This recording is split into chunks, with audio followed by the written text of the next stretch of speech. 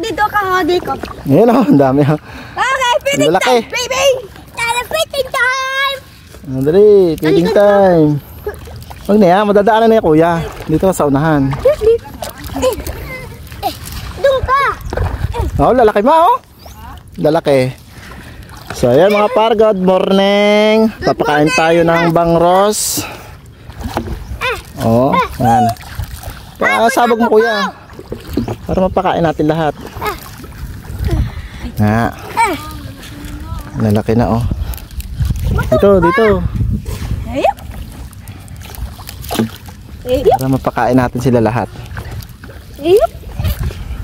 Okay, lapawon. Sanay sila dyan mama. Tuktukan mo rin dyan. Sanay sila dyan oh.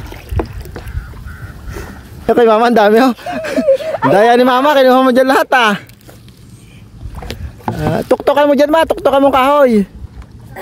Para magpunta siya dyan. Nandun si mama, nasa may kubo. Wow.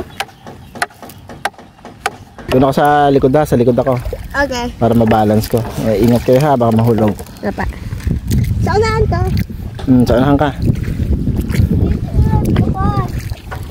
Dali. Sabog. Feeding time! Pwede. Magtira kayo ng konti ha, para sa similyahan. Feeding time! Dami kay mama. Ando doon pala sa kubo. Sana sila sa may kubo. Ganun kuya, mabilis. Na.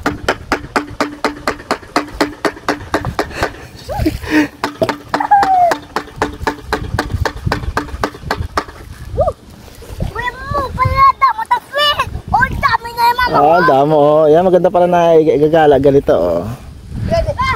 Dapat ganito tayo lagi pa na. Ay, dito sa similyahan mo na. Okay. Para hindi siya makuan.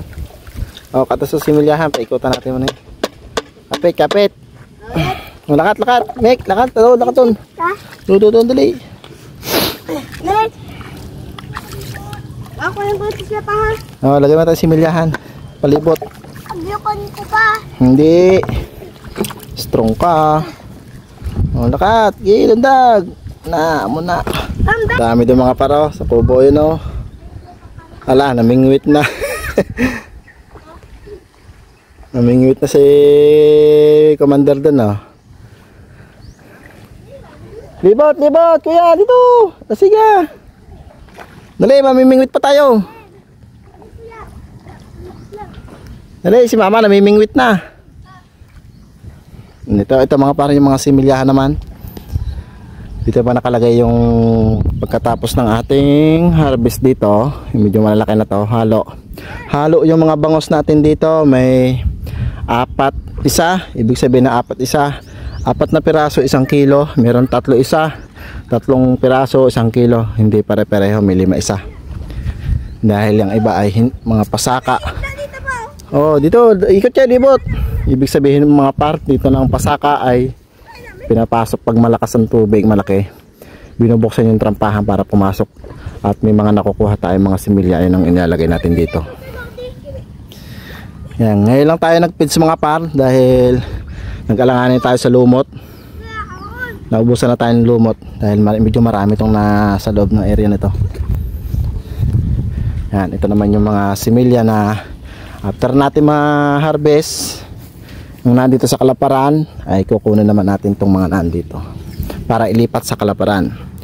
After nito mabakante, siguro malimpyuhan ng konti, malinisan, lagayan ulit natin siya ng similya ulit para pang alalay ulit dito pag ma-harvest. Yung si mama namimingwit na. Oh, si mama namimingwit na. Dasigan nyo na, Andra na. Okay na. Okay na. Dito. Yan. Hagisa. Ang dami rin dito. Dito. Wag dito naman. Tara, sakay ka sa pangsa. Sakay naman tabig sa boat. Patiga pa. Sakay time. Meron pa? Pimenta. Sakay. Tagatugtog. Sakay. Sakay. Dali, libot tayo konti doon, no? Para mapakain natin yung iba. Ang lahat. Halika. Uy! Ito na. Oh, ito. Ako taga-tisto. Okay, let's go. Libot lang tayo konti. Palagyan nyo pakain dyan, ha? Yan, meron naman dito na. Medyo na late lang tayo ng konti ng pakain. Dapat mga alas 9 napapakain na itong mga to. Dahil ano nila yung oras ng pakain. Ako da. Kuya! Yan o. Beh, kalat. Yan o. Nasunod sa atin. Yan o, mga naiiwan to. Ano nyo to, kuya? Yan o, sayang yung mga ano. Nasayang na dito.